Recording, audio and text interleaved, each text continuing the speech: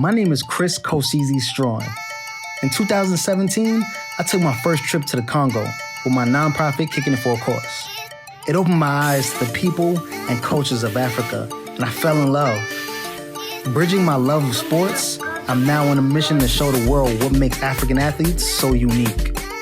Join me on my journey around the world as I sit down with your favorite Africans in sports. On this episode of Africans in Sports, we fly to the sandy beaches of Miami, Florida to sit down with all-pro defensive end Wale Ogunleye and hear how he went from a Yoruba prince to football king.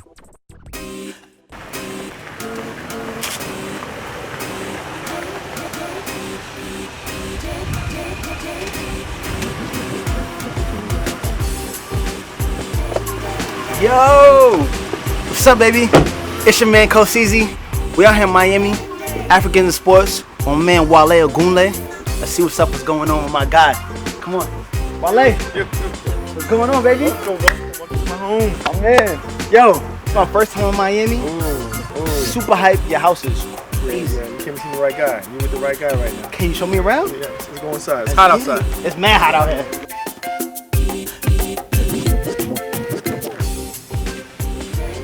You have to take the kicks off. Gotta get in the it. house. Okay. Yeah. Welcome to my beautiful home. Beautiful is an understatement. Decorated by my wife, though. What? Nothing to do with it. But Shout out to wifey. yeah. She took care of it. Wifey did a thing, man. Everything. You got a nice little setup. Can I see what's good? Yeah, let me take you in. Let's see. Bring you to one of my favorite rooms. Obviously, a great picture with the man. You know. Whoa, when was this right here? This was, I think, a couple years ago. Better times and better times. Yeah, way better times. Way better times. So, but, a couple years ago, I think, right in between his first election and the second one, so somewhere in between there sometime. But I did some work for him. That's special right there, man. Yeah, good stuff, man. And we were talking. Yeah. He was talking about my African name. I was like, yeah, well, you got one too, right? So, Wow. here's the memorabilia room.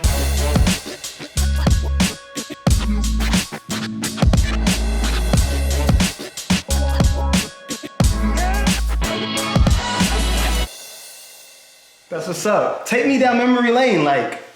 Well, that right there, I'll start there. That's 90s when I got out of Indiana. So Indiana is right underneath that.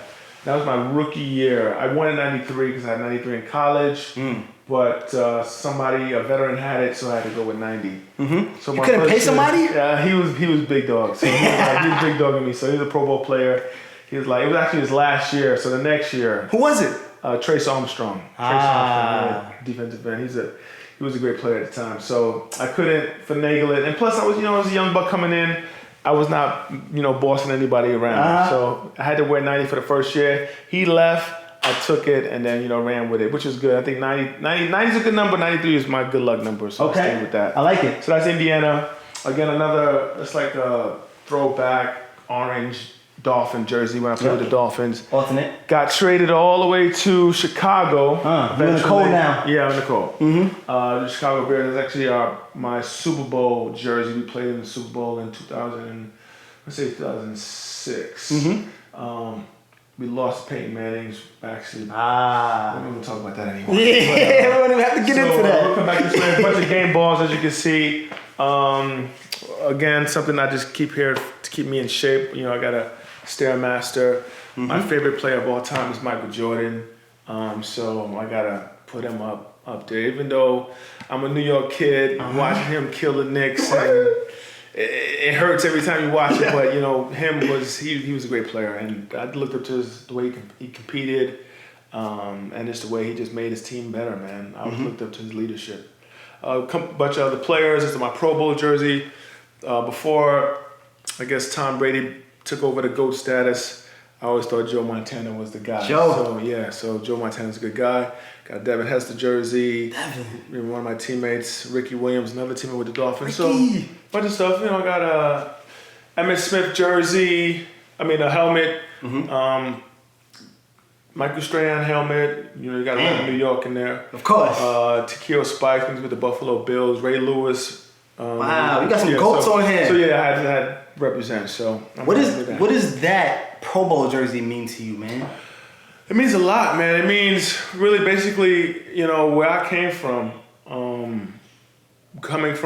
I tore my ACL in college, and we could talk about that later if you want, but Sure. I tore my ACL in college, going from a position where I wasn't drafted to becoming a starter in the NFL and then becoming a starter in the Pro Bowl, which is basically the best of the best. Come on, man. So that's basically, I think, the pinnacle of my personal career. The pinnacle of my team career was playing in the Super Bowl with a bunch of guys, but that for me is like saying, not only did you make it, but you basically went to the top. And I was excited about that. So that's why I leave that up there as a reminder for me and basically for my kids. One day I could tell them, like, yo, listen, if you work hard and bust your tail, good things happen. Yes, sir. Yep. All right, man. Let's get to it. Let's go. Let's get it. What's going on, everybody? I'm your host, Coach CZ, and this is another episode of Africans in Sports. I have the pleasure of interviewing another amazing Nigerian and Wale Ogunleye. Welcome to Africans in Sports. We're out here in Miami. It's my first time. Wale, what's going on, man? Man, what's going on? Welcome. Man, this place is Can't believe it's your first time. first time ever. I've been all over the world. Man, amazing. All over the I world. can't believe it's your first time. What? This place is amazing. Ain't gonna be bro. your last time now, though. No way. I'm coming back to kick it with you. Right. I gotta get some Nigerian food. Hopefully y'all do that. Oh yeah, all day. Okay, it's a cool. Nigerian house, of course. Okay, cool. I'm hyped about that, man. Listen, it's truly an honor to be in your presence and to do this right here with you, man. Your place is amazing. Thank you, man. Thank you. No, thank you for having us. Anytime. We share a special place to my heart. Near and dear. New York. Oh man, the best city in the world. Best city in the world. I say it all the time. Best city in the world. Please, man, can you take me back? I know you're originally from Brooklyn. Right. Like myself. Right. Take me back to the beginning. Oh, the beginning. East New York. I was born in New York Avenue, Brooklyn, New York. My parents, actually, the hospital was Cumberland Hospital. It's not in existence anymore. But I remember bumping into Spike Lee one time, and I told Spike, I ain't trying to name drop on the show, but he had asked me what hospital I was born at. And he was like, oh, that's the same hospital Mike Tyson was born at. So I was like, yo, I'm destined, So For real. So I love the fact that we're from New York. There's just so many people, different people, walks of lives from that city and from that borough. After a while, my parents moved us over to, you're trying to get up and trying to get out of East New York. It wasn't the best place to be. We moved over to Staten Island trying to do something better for the family, and went to high school out there, and from there went on to college, and the rest was history. Wow. So, Staten Island, take me back to that. You're this Nigerian dude from Nigerian royalty. What's that like in a place like Staten Island? Well, I wish it meant more. The funny thing is, you watch movies like Coming to America, right? And you're thinking like everyone's like, yo, this dude got. I'm like, no, it's not like that. I think we might have some cocoa plants and some extra cows back at home in Nigeria, but it doesn't, manifest itself in financial gains. But it's more of just the bloodline, the culture, and things that. The community where my grandfather had ruled, just a small town outside of Lagos, about 4 hours outside of Lagos. It's something rich. I'm glad that my parents instilled that in me, being in Staten Island, which is a huge melting pot New York City is, and you can easily get lost.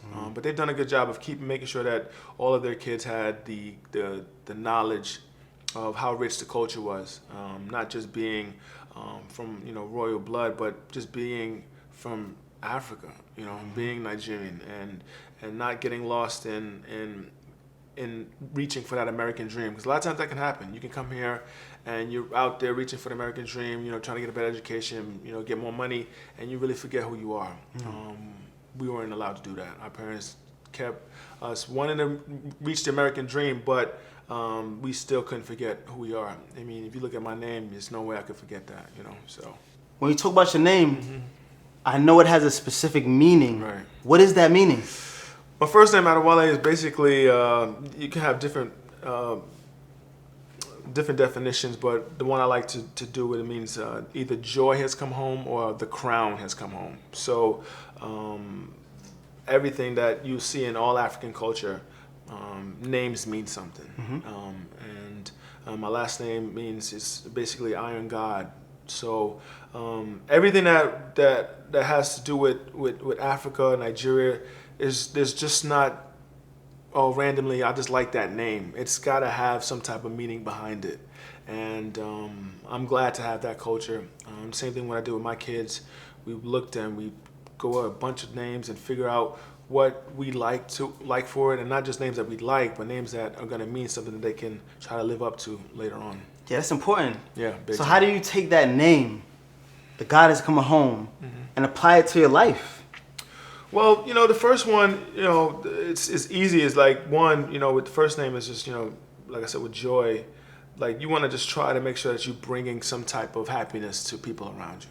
I am a very serious guy sometimes, but I think I'm serious in the fact that I want everyone to have a good time. I'm over stressing to make sure, the party's going, the drinks are flowing, and everybody's having a good time. The music's going, and I take that into heart. I want people to be around, and when you come down to Miami, maybe later on when this interview's over, we'll kick it, and you'll see why, the joy has come home is in my name because I make sure everyone has a good time.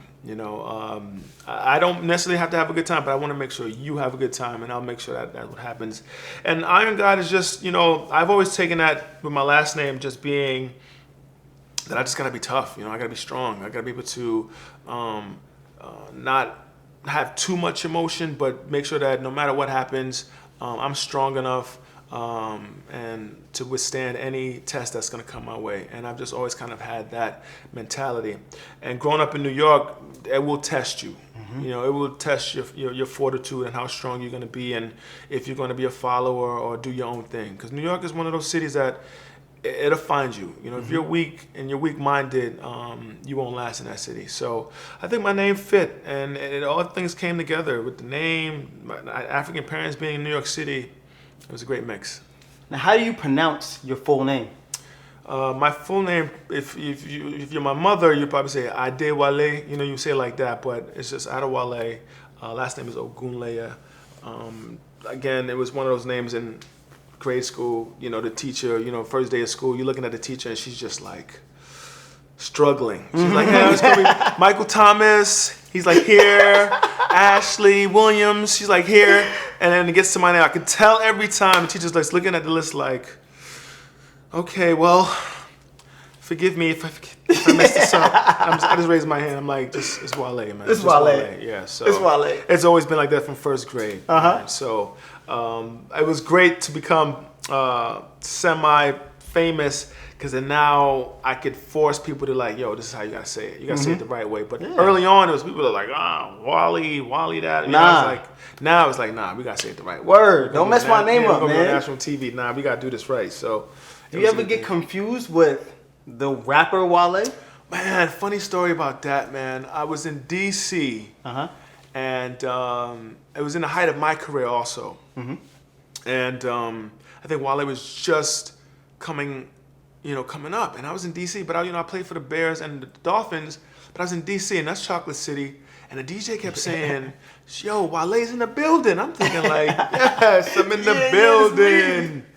I'm doing it. I'm showing everybody like, yo, Wale's in the building. Like, yo, Wale, what you doing here? The DJ's still talking to me. I'm like, okay. He said, come up to the DJ booth, man. I want to see you. I was like, so I'm big balling, and we got a table and everything. So I go up to the DJ.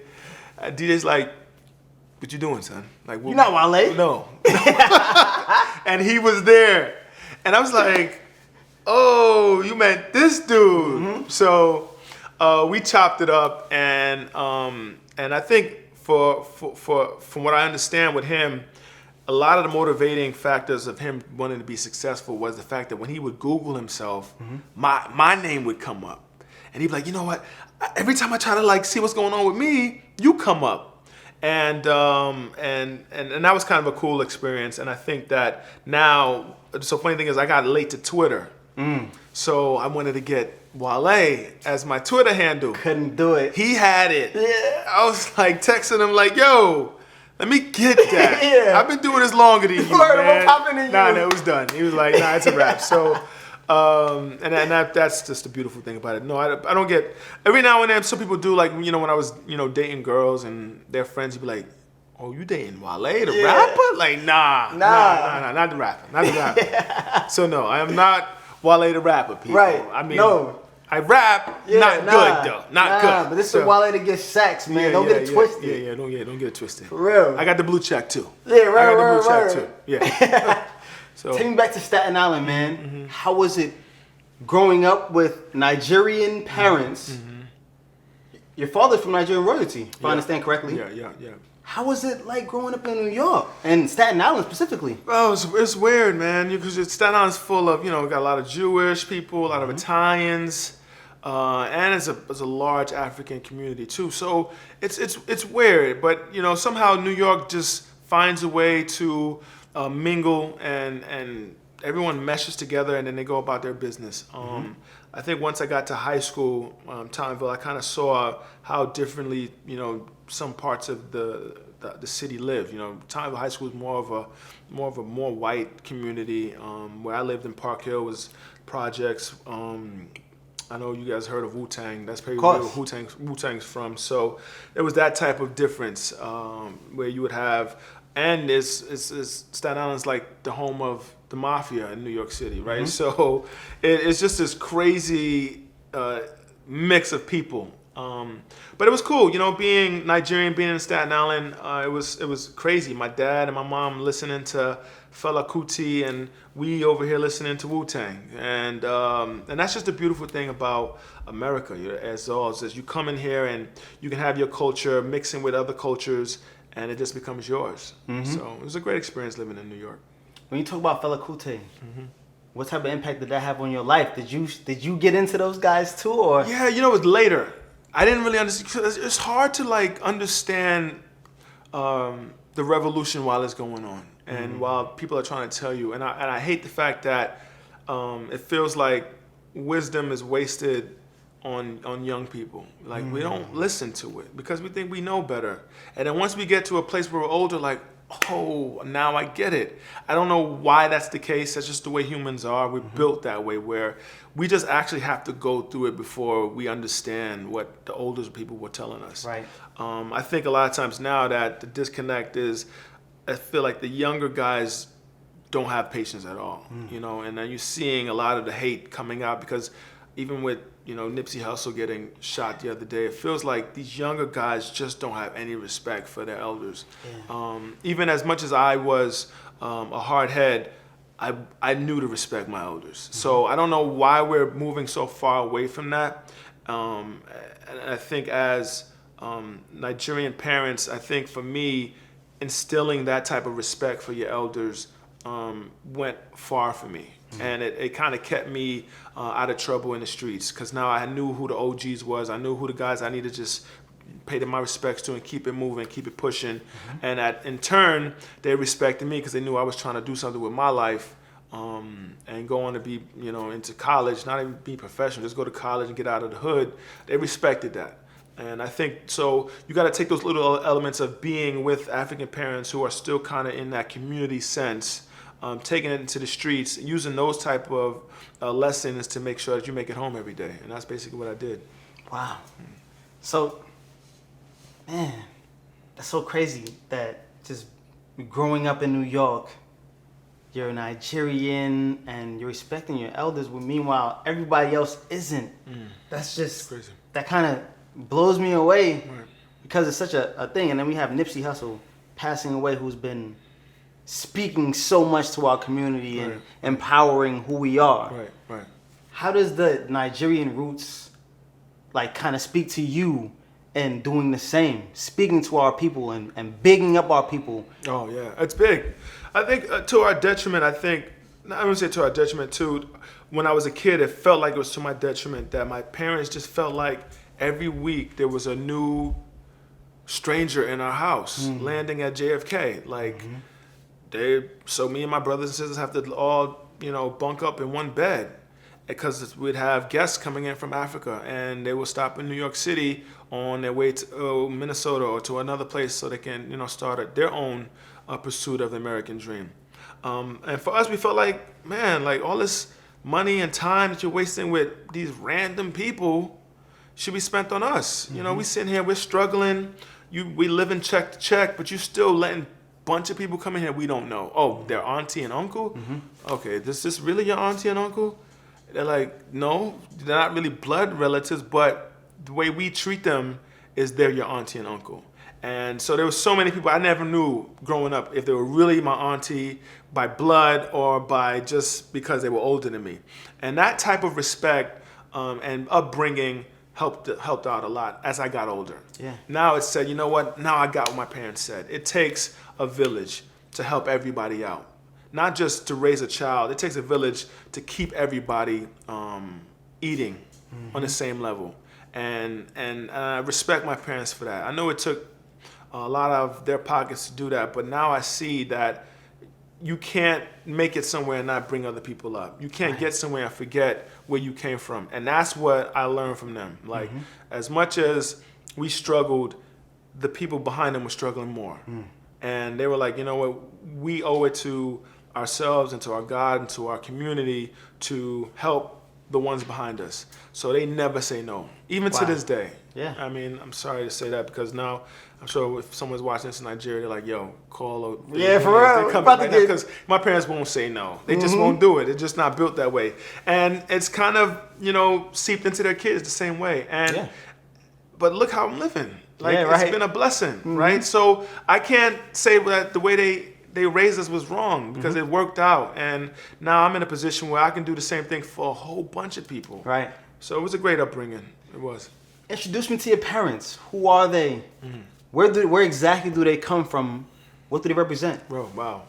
Well, my parents both, Gabriel and Wale Ogunleye, they both came here. They both got their master's degrees. And that's really what they came here to do.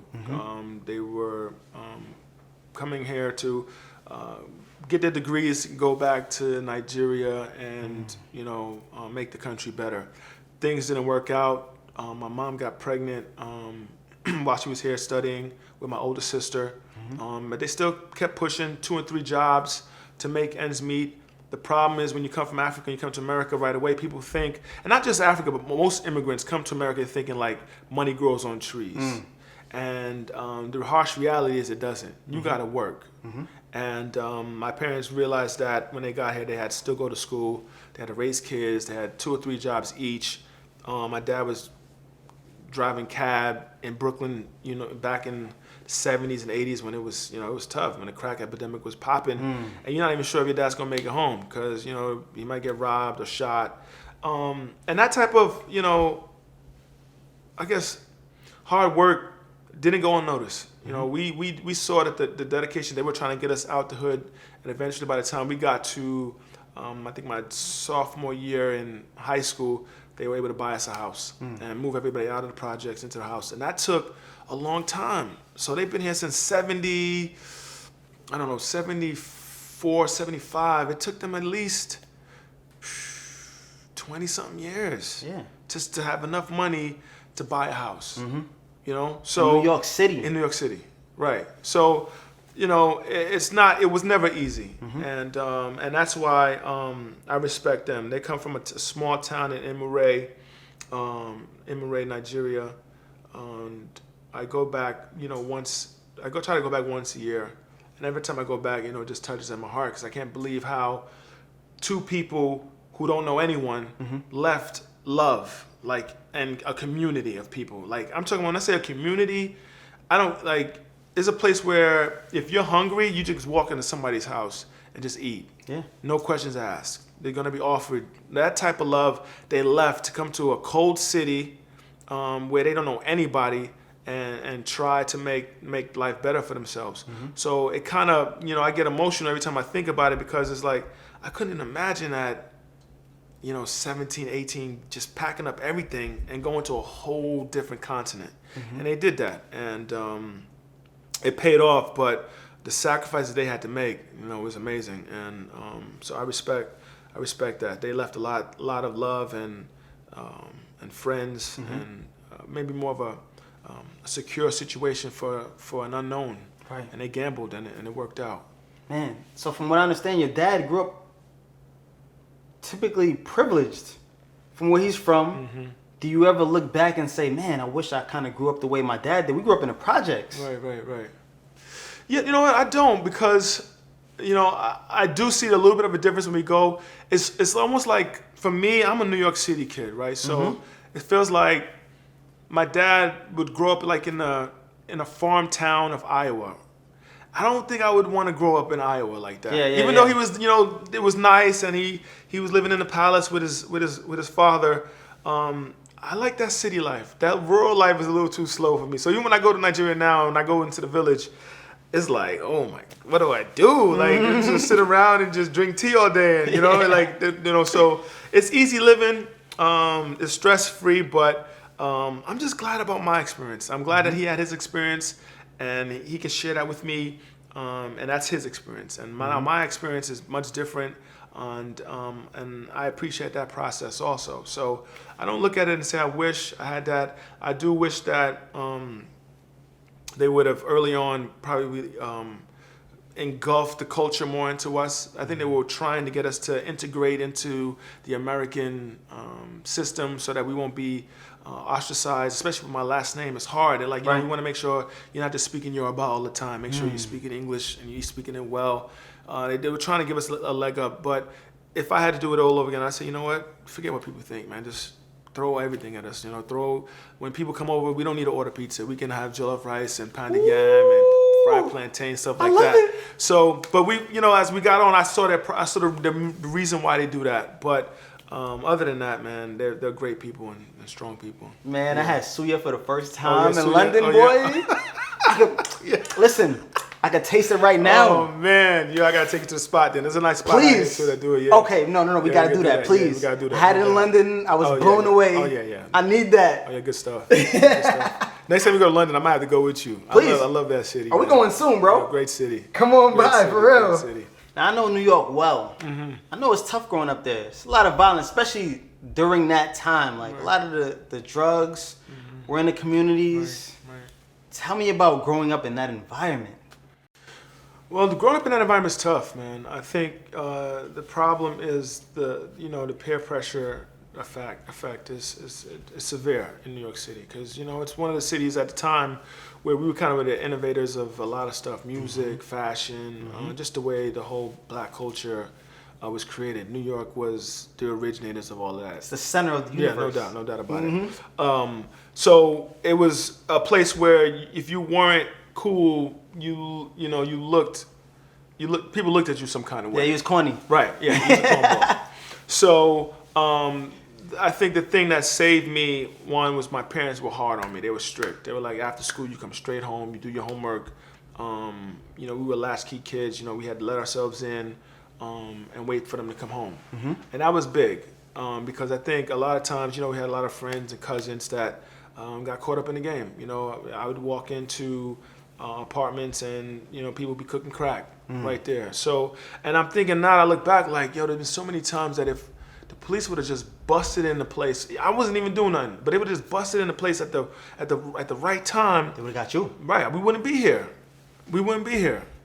And who knows where my life would have went to after that? Because what college coach is gonna want to bring you in knowing that you got busted in a crack house when they they just selling dope? Because you know how the police do it. They take it and everybody's going. Everybody's going. We don't want to hear all of that. So I'm blessed, and a lot of times, majority of the times, a lot of the kids don't get breaks like that.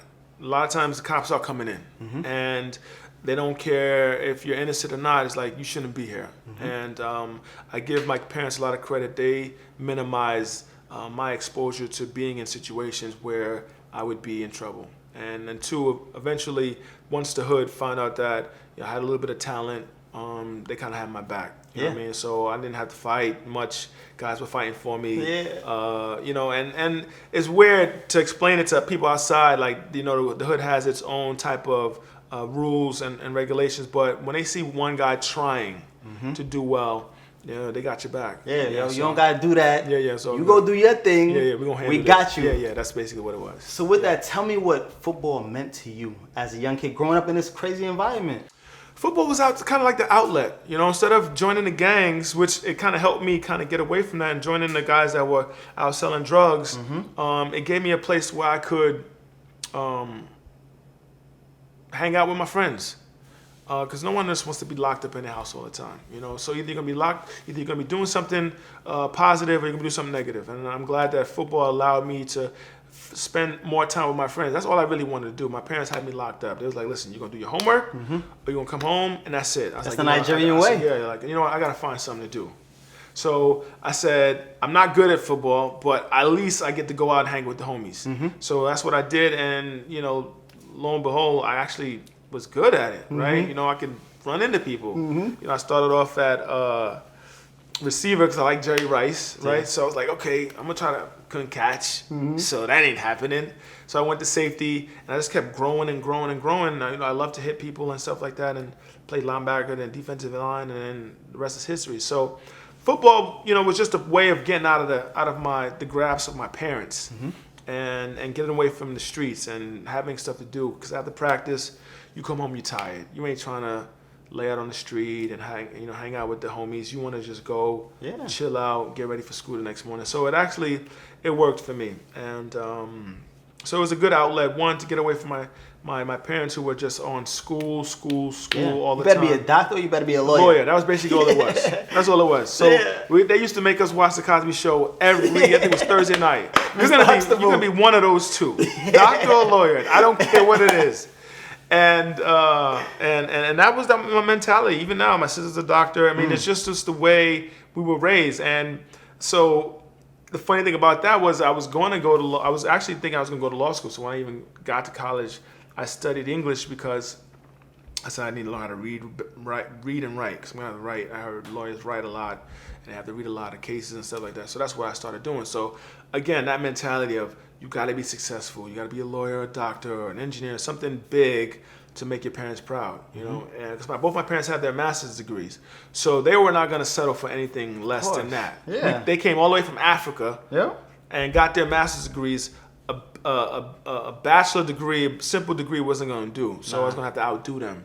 So the only way I could do that was being a lawyer or a doctor.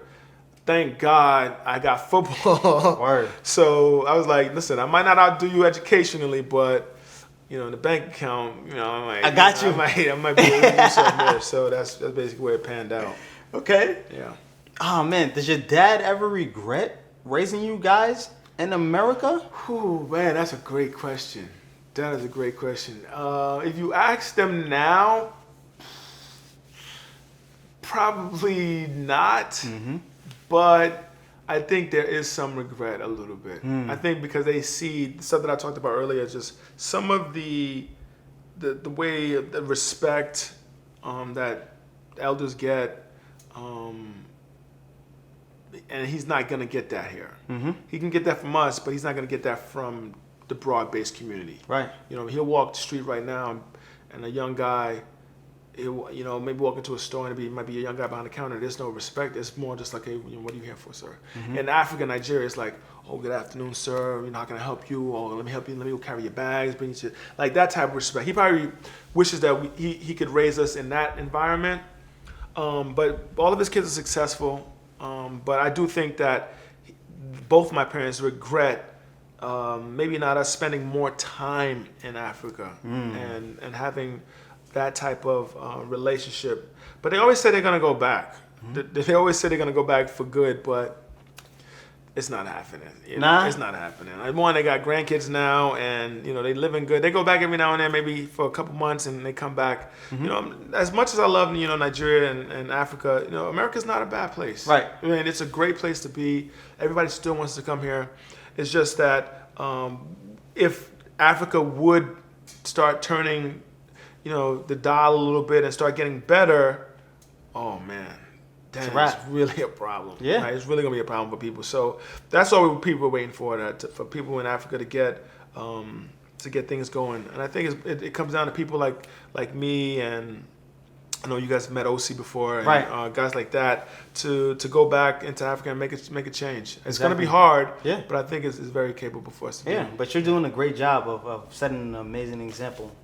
Wanted to know about the rest of your family now. Do you have brothers and sisters? Yeah. I have two sisters and a brother. My oldest sister and my brother are in New York City. My brother actually works for he actually used to work for thing called Global Kids, who was a subsidiary of United Nations. So helping with kids. He's now actually director of JCC out in Staten Island. He's helping he was actually back in the hood. So he's actually helping those kids, the same kids that we were the same guys using that same center when we were growing up. Yeah, it's crazy. So he's back doing that. My older sister, she works at Macy's in 34th Street in Manhattan. Yeah, that's the original. Yeah. So she's been doing good. She's married in New York, her and her husband. And my younger sister's actually a doctor down in Atlanta. Okay. Yeah. So we got a great family. Everyone's doing well. Everybody went to college. So of course.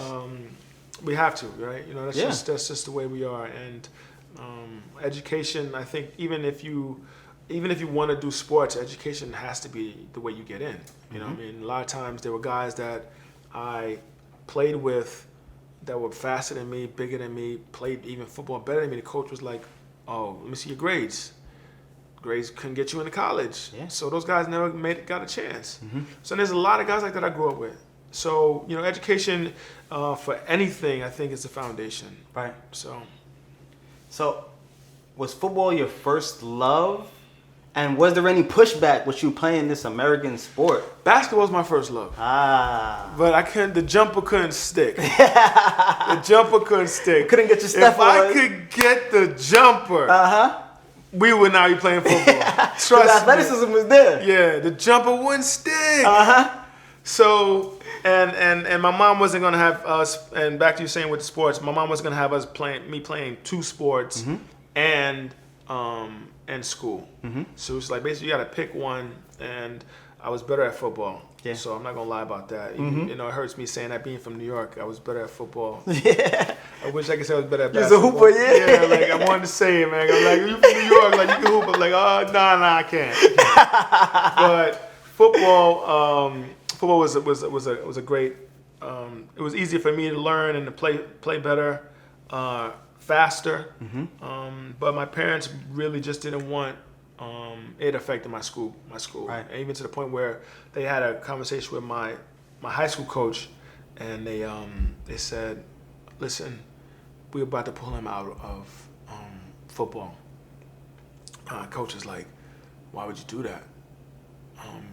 There's a chance he might get a scholarship to go to college." And my dad was like, we live in Park Hill. If he don't start getting good, he might not even live. Number two, if he don't get his grades up, we're shipping him to Africa, straight up. So they gave me kind of like, my coach asked my parents for like just 2 months to get the next grade thing when the next come out, and just give him a chance. I don't think you understand what I just said. He has a chance to go to school for free. Then I think it hit them again. They were like, for free? For free. They were like, for free. Full ride. They don't like football, but then they were like, for free. Oh, for free? Education. Come on, man. Okay, maybe they still didn't go to any games, but then they was like, okay, maybe you might like this game a little bit better. But so that's basically what it was. It was more, they didn't care about the sport. And I think it helped me out too, because I didn't think I was going to go professional. But once I got the battery in my back that I can go to school for free, I said, let me try to do this. Yeah. And then, once I got to college, same situation. I didn't think I can go professional because I've always heard that it's only like less than 1% make it professional. So I was like, all right, I'm just going to get this free education. I'm going to go to law school and make something of myself. Somebody put the battery in my back like, yo, you might be able to go pro. I was like, oh, let me try. Hold on. And that's what Before you happens. get there, Yeah, go ahead. take me through the recruiting process. Staten Island. Yeah. New York isn't really known for football. Right. How does this even go down? Crazy, yeah. So there's a couple times, I don't know how my name gets out there, but a couple schools had come by and they had said that they had liked some film they had watched of me. And you're just a New York kid. So the first school that actually came out to see me was Indiana. And Indiana was like, you know what? This is like my junior year, beginning of my junior year. I said, you keep playing well, we'll come back and take a look at you. I said, all right, cool. So they kept coming back all my games. I kept seeing them. I kept seeing more coaches come in. So I had got recruited by Indiana, Penn State at one time. But the funny thing, Penn State came in and they sat me down in my face. They were like, you just ain't big enough for us, man. Is that a redshirt situation? They were just like, no, you're not even big enough for us to even recruit. Wow. Like, the guy was even mad that he was in Staten Island. Like, I can't believe they told me to come see this kid. How big are you at this time? I don't even know how big I was. I was still like 6'3", probably like maybe 200 pounds. I was frail, but the way he was just saying it was like, yo, I just wasted my time. Like, I was like, okay. Wow. And I loved Penn State at the time. I wanted to go to Syracuse. Syracuse never sent a recruiter to come see me. Actually sent, they got this guy on Staten Island. They were recruiting him hard, and they never came by to see me. And the funny thing about that is, I had bumped into their coach years later when I was in the league. His name is Paul Pascaloni, and he was like, "Yo, you're one of my biggest regrets in my life. Like, I didn't recruit you." And I was like, "Yo, if you would have said, come, signed, sealed, delivered, done." As a New Yorker, Syracuse is kind of the place that you want to go. Yeah, no doubt. Playing the Carrier Dome. Oh man, no doubt. That's what. Actually, in high school we played up there. So I really was like, I love Syracuse. So they never came through. And so Indiana came through, West Virginia, Penn State. I said it for a little bit, and I had committed to Indiana. And at the last second, University of Miami, which was ironic, we're here in Miami, came through and was like, listen, we want to sign you. But I had already committed to Indiana. Yep. So I was like, Indiana, they don't play for good football there. But yeah. University of Miami? Yeah. So my high school coach was like, listen, you gave Indiana your word. You got to be a man of your word. Yep. Same thing with my parents. They were like, yo, you gave them your word, you're going to go. But still in my heart, I was like, this is Miami, though. This is the U. This is the U. Come on, man. And I'm actually glad I didn't choose that path, because you never know what might happen, right? Who knows? I might have had to compete against some good guys, or some other guys. Politics might have gotten involved, and I might not have played the field. In the end, I was able to actually get on the field early and show my talents, and it all worked out. So the recruiting process was fun in the sense that you got all these different coaches calling you all the time, trying to get you to come to the school. It was great having these white coaches come into the hood, to come recruit you, and they're sitting down and they got to eat some jollof rice and they got to eat some pounded yam. Oh, you put them on? They had to. Like, we want to see. Their stomachs might have been bubbling. I don't know. But my mom was like forcing the food on them. We're going to eat that. Oh, no, we eat with our hands over here. So, so they had the spoon and the fork. They had their shirt and tie on. Nah, we don't do that. It'd be great to see them just sit there like, so what do I do here? How bad do you want me to come? For real. But a lot of them, I think a lot of them were used to that type of mentality, being in different homes, and a lot of them actually, held up pretty well with my parents, and it was a great process. I do like it. It's stressful, but it was fun at the same time. Yeah. So ultimately, you gave them the Nigerian experience. They were about it. Yeah. And now you're at Indiana. Take me through the college experience now. Freshman year. Freshman year was fun in the fact that I was actually ready to get out of New York. I was like, yo, I'm out. And actually, New York helps you kind of interact with different people, because you see that already in New York. In the Midwest, people are kind of a lot more restricted with each other. They don't see a lot of Chinese or Jamaican or Haitian, Puerto Rican, Dominicans, Nigerians, Liberians. When I got to Indiana, it was easy to kind of like interact black with everybody. And it's white. Yeah, it was like, this is it. Easy. And New Yorkers have a kind of a swag and confidence about themselves that half the people like and other half don't like. So at the end of the day, as long as you respect me, I was good with it. But Indiana was good. First year, had a great time there. I actually redshirted my freshman year because I was small. I had to get some meat and potatoes on my bones. She was really doing really good that year until Thanksgiving, which was my favorite holiday of the year. I called my mom and I'm like, yo, Mom, I'm bored. I'm not playing football right now. And she's like, well, we're about to carve the turkey and we'll save you a leg. I don't know what happened. So your family is taking in the American tradition. Right. Oh, yeah. We do both. Okay. So we'll have everything: turkey, mac and cheese, jollof rice, pounded yam. Yeah, then it get real. Goosey soup. Yeah. Everything. Oh, yeah. So it's one of my favorite holidays of the year. So she tells me basically we'll save. And my thing was, I just used to love the turkey leg. And I don't know what happened, I just started crying, bawling. Like, I want to come home. I'm tired of this, man. And I was having a good time. Yeah. My first time away from my parents, first time with girls by myself, you know, I'm like having a great time. Yep. And I just started bawling because I was like, you know what, I'm homesick. I just wanted to be back in New York.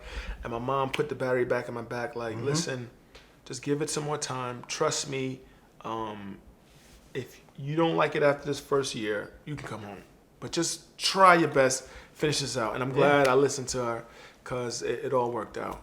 So, you know, those years worked out well. I wound up being a 3-time All Big Ten player. Wound up being a Playboy All-American, all-time leader in sacks, all-time leader in tackle for loss. Come on, man.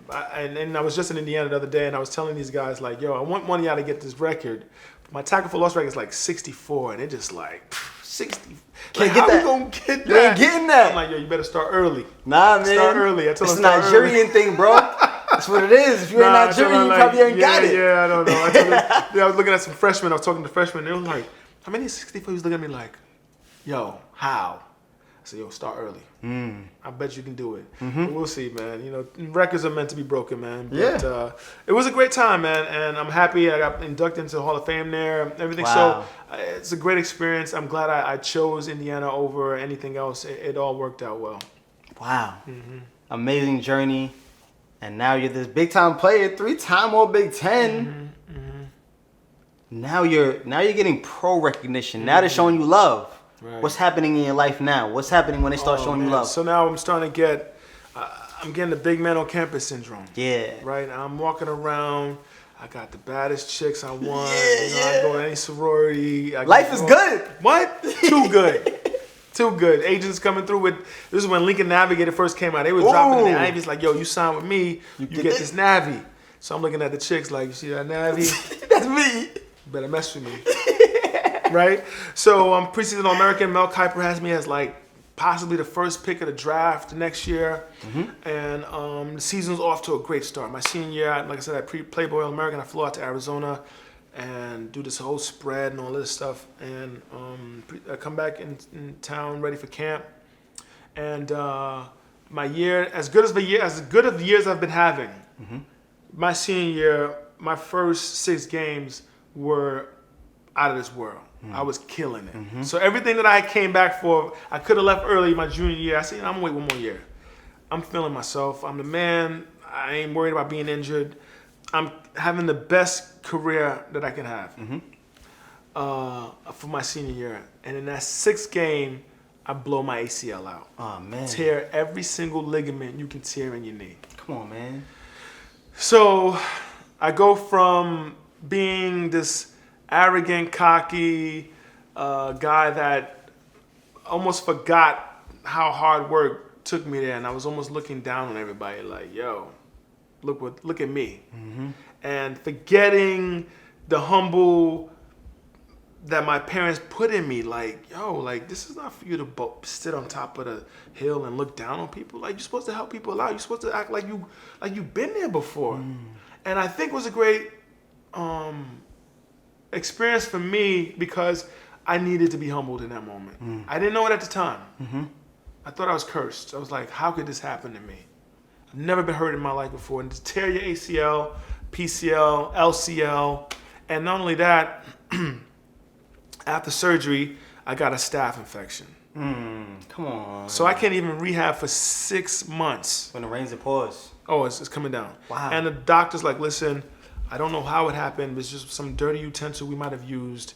But you got a staph infection. If we don't get this infection out of your knee, we got to just take the whole knee out. Whoa. That's how bad a staph infection is. So, actually, and I still got the scar here. I had an IV in my arm for like 6 months. Nurse would come 6 a.m. and 6 p.m. and flush me with a bunch of medicine. That's how strong this thing is.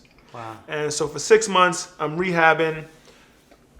I go from the pinnacle of being in college football to now I'm back to almost to like 200 pounds, bro. I'm just frail. Back to freshman year, basically. Yeah. Oh, yeah, basically. No doubt. I'm just, can't rehab, can't do nothing. I don't even care about no girls no more. I don't care about nothing. I just want my knee back. And if I could somehow rehab. So I got into it, I started rehabbing, started getting back, started, realizing, I said, you know what? If I get another chance, I promise I'm going to do this a different way. I'm going to stay as humble as I can, and I'm going to remember the things that my parents put in me, because I'm not going to let this happen again. And I think... what is that they put in you? Where's the Nigerian roots come in right here? They come in as just, one, hard work is what really matters. Number two, don't be a showboat. If you're not as proud as Africans are, it's got to be an inner pride, right? And a pride behind closed doors. Like where I'm talking to you like, yo, listen, I want you to be a lawyer, I want you to be a doctor, I want you to marry a nice woman, have beautiful kids, raise them the right way. But in public, it's like, okay, we working hard. And that's the type of pride Africans have. It should be, you work hard, then you can just let people see the light. You don't just scream out, yo, I am the light. They don't like that. Right. That arrogance, and that's the reason why a lot of Africa right now is in trouble. A lot of the leaders are the ones that screaming at the top of their lungs, like, look at me, I'm this guy. And that's why Africa's messed up. Africa's main roots and the people that drive the continent are people that are humble, hardworking people. Right. And the reason why it's becoming helter-skelter is because now the leaders, who a lot of them come to the US and to the UK to get educated, see how politicians work, and take that back to Africa and treat the people that same way. They treat the kind people that same way. People who won't stand up for themselves because they're not confrontational like that. In America, you step on too many people too long, you're gonna get a revolt. Right. And I think the problem with me at that time was I was starting to get that arrogant type mentality, and I had moved away from the strong inside, but I was starting to be more prideful outside, and I had to get back to the roots. I had to get back to those roots. So now you're humbled, you're hurt, Yep. you got to kind of start all over. Now what? Now what is just, try to rehab. So I started rehabbing my butt off, rehabbing, trying to get ready for the draft. So I still think I might have a chance. Because see what I'm saying? Like, you know what? We still think you're good. You were having a great time before the season, your season ended. And I get ready. I know that I'm not going to be ready for the season, but I'm trying to get ready enough so a team can draft me. So Mel Kiper and everybody else is basically saying, you know what? You're not a first round draft pick anymore, but that's neither here nor there. You're probably going to be second round. So I get ready for the draft. I'm like, all right, cool. I got the cameras there. I got newspapers at my house. Yeah, it's a big deal. Oh, big deal. Everyone's there. First day, first round goes by. I'm not picked, but I kind of knew that it wasn't going to happen. And second day, the New York Jets give me a call. And they're like, listen, we're about to take you. Second round. I'm like, thank God. So I'm just like optimistic. Like, you know what? This has all worked out well. About 30 seconds later, they call back. Like, listen, if we don't draft you in this draft, think about signing with us as a free agent.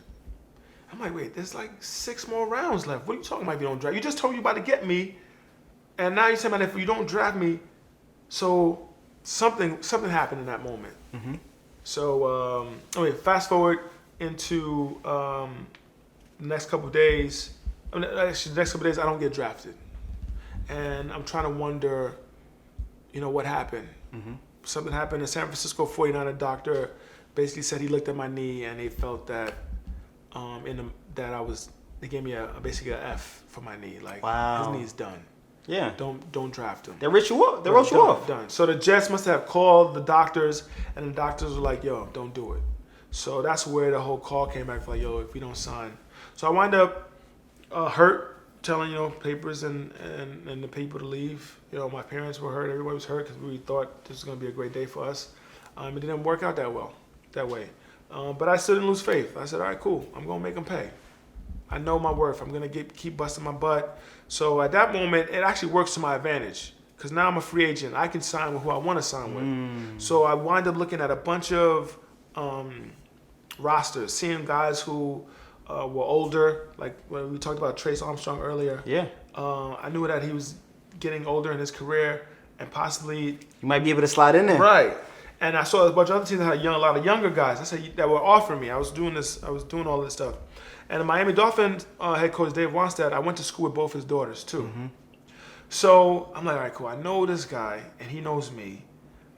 He's got a team with older defensive ends. I might be able to slip in there in a year or two. I said, all right, cool. So I signed with the Dolphins. I got a nice big signing bonus, $5,000 compared to Courtney Brown, who had like a $60 million deal. Yeah. So it was a big fall for me from wanting to leave early to now signing a $5,000 deal, signing bonus. So again, the being humbled hasn't stopped, but I'm already okay with it. I'm like, you know what? I'm just gonna keep busting my tail and keep pushing forward.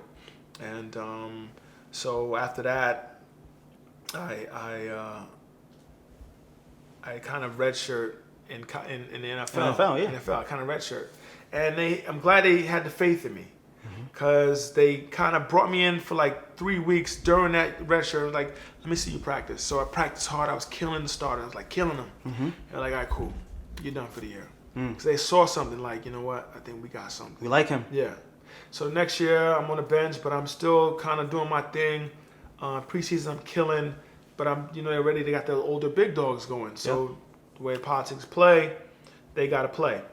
But then that next year, again, I kill in the preseason. I break almost a record in preseason for sacks.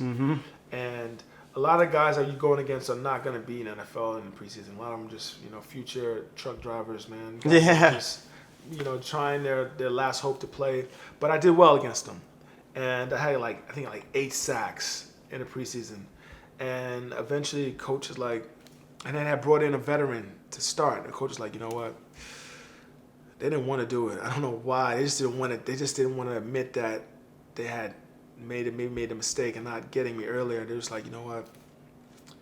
You're going to start this year. I was like, oh my. That's crazy. I just wanted to leave. Yeah. I wanted to just run and call my parents right now. I wanted to act like a kid. Like, I'm out of here. Yeah, and that moment But again, you were I was like, I said, let me just keep it cool. Let me keep it cool. And I was just like, almost emotional. Like, I can't believe all my hard work is like I'm starting in the NFL. Crazy. Yo. Oh, man. So the next 2 years, I do my thing in Miami. I have the Pro Bowl year where I'm starting the Pro Bowl, lead the AFC in sacks. How crazy is that, man? Stupid. Come on. Stupid. That don't happen. It doesn't. Come on, man. Especially being an undrafted free agent to lead an AFC in sacks. Like I said, now, I'm in my mind, I'm like, I got the $5,000 signing bonus. Yeah. I'm making rookie minimum still. And then my agent's like, it's time for somebody to pay now. Yes. Right? So it's like, listen, you the boss, man. This is your job. And he went to work. And we held out for a little bit. I didn't go into camp. I was like, I'm not coming unless y'all pay me. And I was a restricted free agent. They really didn't have to pay me. So, but I didn't show up. The coaches just, and the media and everybody, they just got tired of me. Eventually they said, you know what, we're trading you to Chicago. And then when I got to Chicago basically gave me the biggest deal that they've ever given a restricted free agent in the history of the NFL. So again, now you're seeing my life come full circle now, right? I go from not getting it early on to finally getting it. But those 4 years in Miami, struggling, battling, living off of my rookie salary, helped me stay humble in the moment. Now, I didn't have to blow a bunch of money. I wasn't in the clubs buying bottles and buying a bunch of jewelry because I didn't have it. I was a starter, but I was still buying sandwiches for the veterans, getting their towels. So, you still a rookie? What? Ain't no difference. No, I'm the youngest guy in the room. But I was a starter. I was leading the AFC in sacks, bringing the vets their towels. Yeah. And that humbleness was like, it helped me. It helped me as I got to Chicago, and I was like, I'm gonna treat people better. Same way those vets treat me better as when I was starter and when I was a rookie there. When I got to Chicago, I did the same thing. And again, it's the same values that my parents had put in me. And it was a great time we had in Chicago. We went to the Super Bowl. One of the toughest days of my life is losing that game. Man. It was bad. It was a great game. Yeah, that's tough. It was bad, and the fact is, the funny story is that OC told me we were gonna lose, and don't even know why I'm still his friend to this day. For real, that's some hate right there. He told me they were going to lose. And he told me the next year we're going to win. And the Giants stunk that year. I know. And I was like, let's bet it. So we had a little small bet, and I'll tell you guys off air what the bet was. But I lost, and I paid up, but I'll tell you guys about it later. But the crazy part about it is we lost that year, and then, one of my best friends wins it the next year. So it was bittersweet. But I was so mad. Like, before the season was like, you guys are going to lose this year, but we're going to win it next year. And they did. So that's crazy, man, dude. I'm happy. I don't even know why I'm that guy's friend. Actually, I don't even know why I brought that story up. I can't stand that dude. That's man. Nigerian brother, man. Dude, man. He's not living by the code, man. For real? He's not living by the code. But no. So it actually, I ended up, actually playing 11 years in the NFL. Crazy. It's amazing. Yeah. So it was great. I mean, let's talk about it. A kid from parents who are from Nigeria, Staten Island kid, New York kid. Went to Indiana, tore his ACL, became captain of, the Miami Dolphins. I mean, Hall of Fame in Indiana. Like, you couldn't write this anymore. Come on, man. It don't make no sense. No, you can't. So, how do the Nigerian roots take you through all that perseverance? You've been through everything. You've been through the hood in Staten Island. Right. You've been through the whole experience in Indiana, getting hurt and have to fight your way back. Undrafted. Right. What does the Nigerian upbringing have to do with you being successful? I think at the end of the day, man, I think as hard as people think they may have it here in America, like Africa as a whole is just a whole different beast. Like, there's just different type of heartache and struggle. Right. Like, you see people walking in the market with big bags on their head, bags of food, and having to, go through the hot, the rain, no cars, walking miles. When people say, like, I used to walk miles to go to school. No, they really have to walk miles sometimes. Listen, I've seen it myself. Right, so it's like, it's crazy. So the Nigerian Foundation basically sets it up for, like, what you're about to go through is actually easy to what was really happening on the other side of the world. And it's not just Africa. There's, Dominican Republic and some Spanish countries in Mexico, in Haiti, in Jamaica, all parts of the world, people are struggling to make things happen. And I think that foundation, and this is why I think you see that it seems like immigrants somehow attain the American dream a lot faster than people born in America. Because the American dream says if you work hard, if you bust your tail, you're going to make it. And I think immigrants come with that mentality. It's not the case all the time. No, it's not. It's not. But a lot of them have that mentality like, if you come through and you bust your tail, there's a chance you can be something and make something of yourself. And I think that type of foundation is what made going through a lot of the trials and tribulations that I've gone through easy, because my parents can easily be like, you don't know what you're talking about. It's simple as having high blood pressure and not having enough medicine, or having a doctor to diagnose you in time will kill you in your 50s. And you're here in America and you might have high blood pressure, but you have somebody you can go to right now and help you out. So just simple stuff like that, that I think people take for granted here. And I think immigrants, especially, Africans and Nigerians, when they come to America, they don't take it for granted. I think second generation, third generation Nigerians, they become a little too infused into the culture, American way, and they forget their way. But I think first generation immigrants tend to do really, really well with working hard and trying to make something of themselves. Was there ever a time where you said, man, this is dumb, I'm not going to be able to do this, I give up? No, I think it couldn't. I couldn't. Like the times, even when I did, and I'm glad that I even had, told my mom that I was ready to come home. I just knew they weren't going to allow me to come home. I just wanted I think I needed a release. I was just, I was this big dude. I had the New York swag. I couldn't let people know that I was actually homesick. My roommates wasn't going. They were going to laugh at me if I told them that. So at that moment, I was glad I had my mom to talk to and just say, hey, listen. I couldn't even tell my dad that, because my dad's would be like, shut up. You're not coming home. What you talking about? Come on, don't be so if I Right. So maybe was talking to my mom, and she was like, "Listen, basically in some nice words, you can't come home, but just keep trying, and it's gonna work out." And that's what happened. And so I never had that give up mentality. Even when I tore my ACL, even when I wasn't a starter in the NFL, even when I was redshirted as a freshman in Indiana, I never said I can't do this.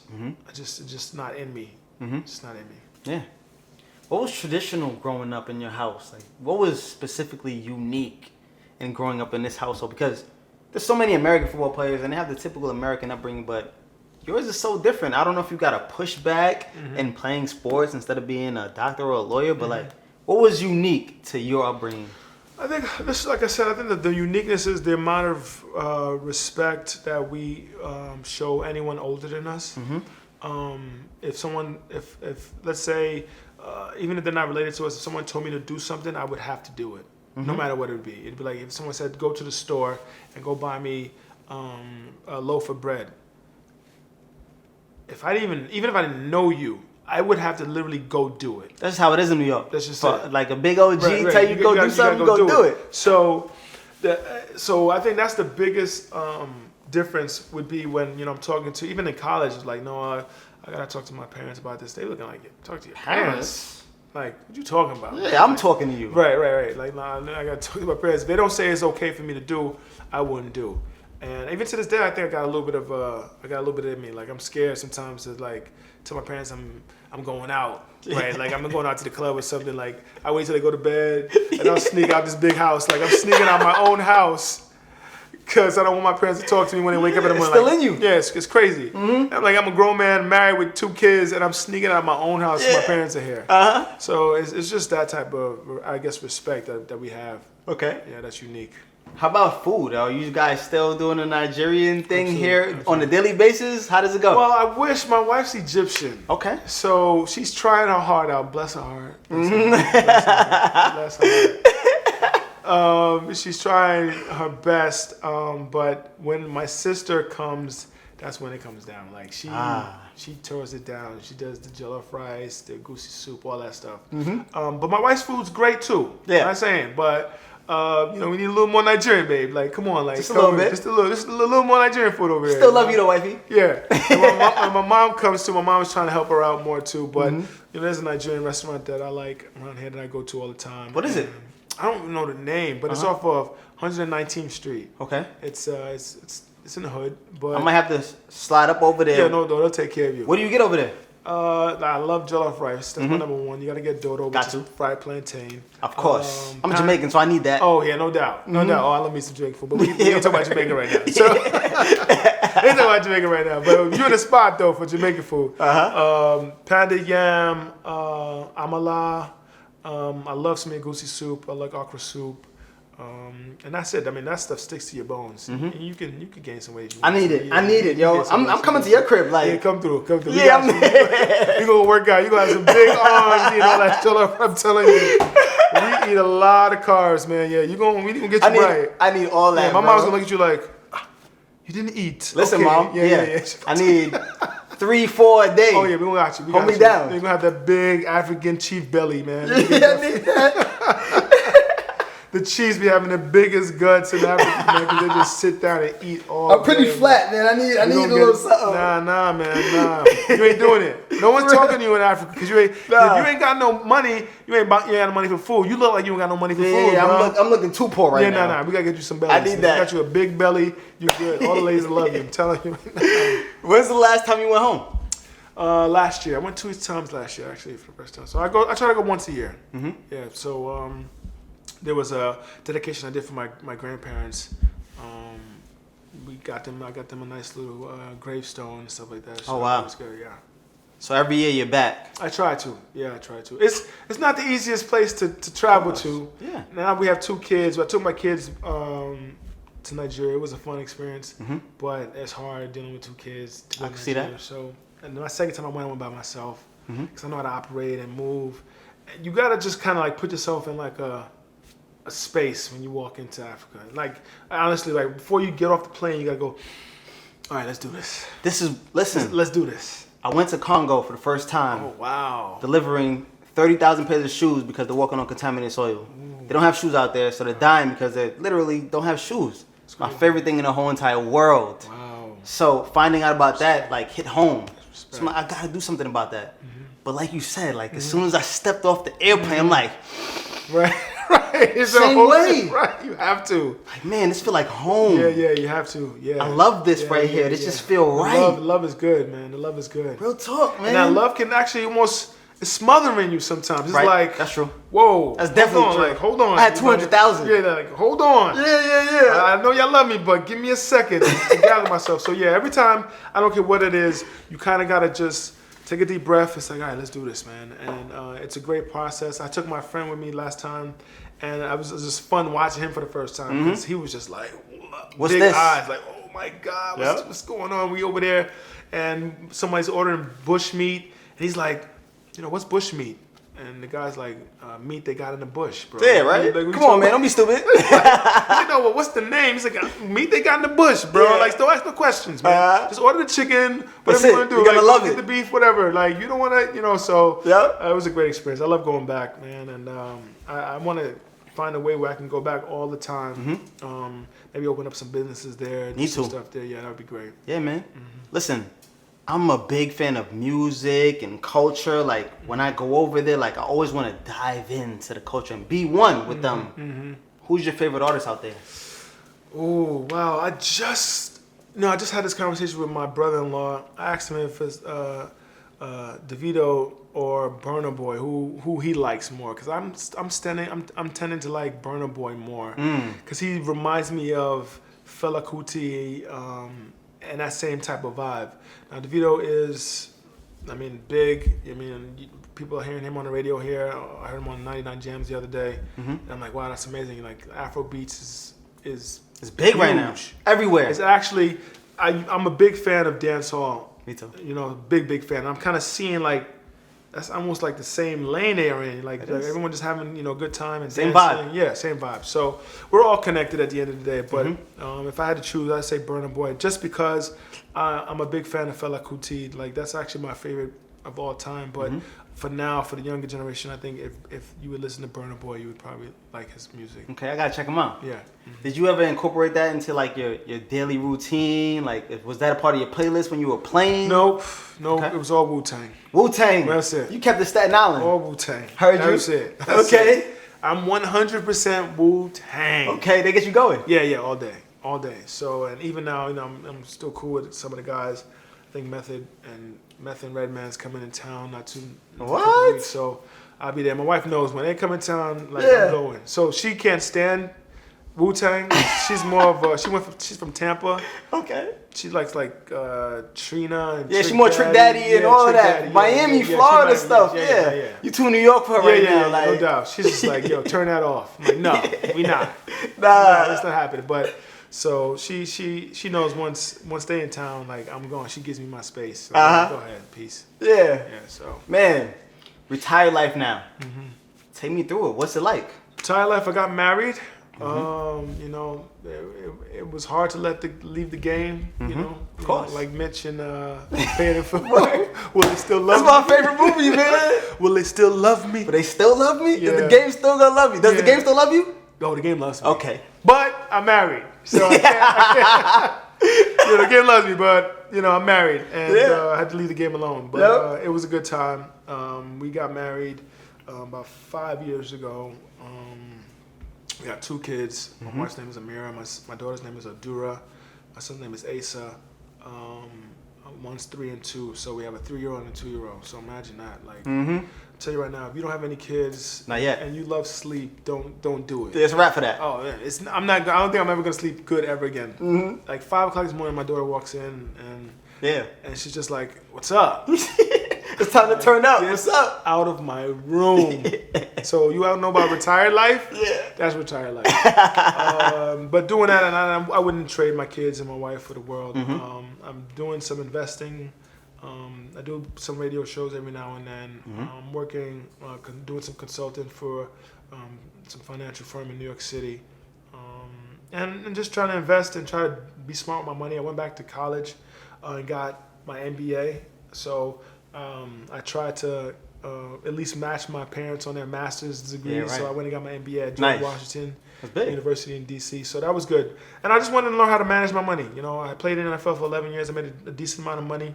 I saved a lot, which those first 4 years taught me how to save. And then finally, you know, I was able to buy, you know, a big house. Yeah.